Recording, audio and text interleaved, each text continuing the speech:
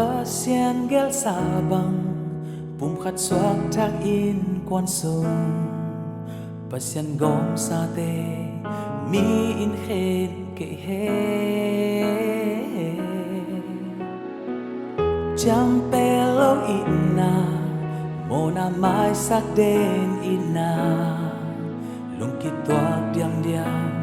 in quan nom den he mana citak na ina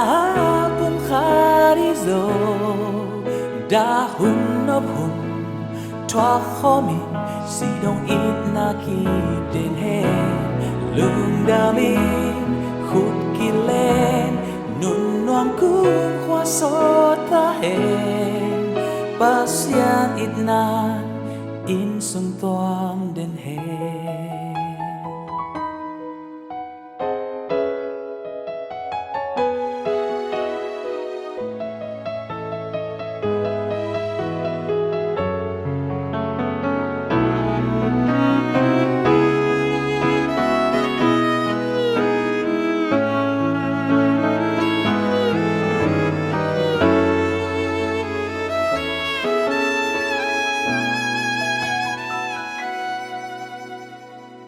Pasien gel sabang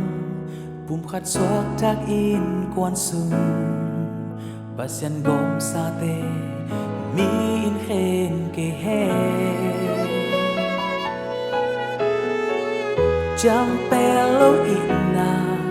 mona mai sak den ina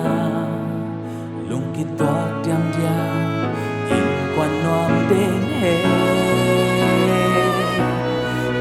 mana citak na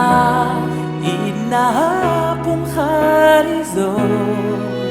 dahun nop hun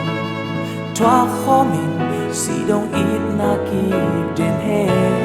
lung damin khut kilen nun nuam kun khwa so ta he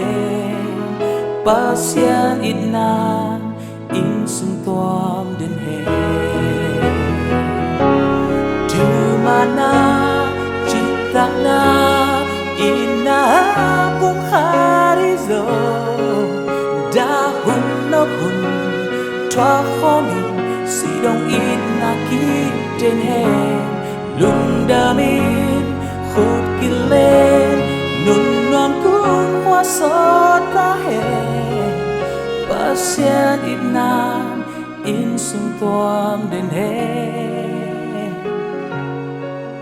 pasien it nam in sung toam den he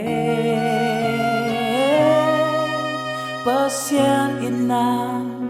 in sung toam den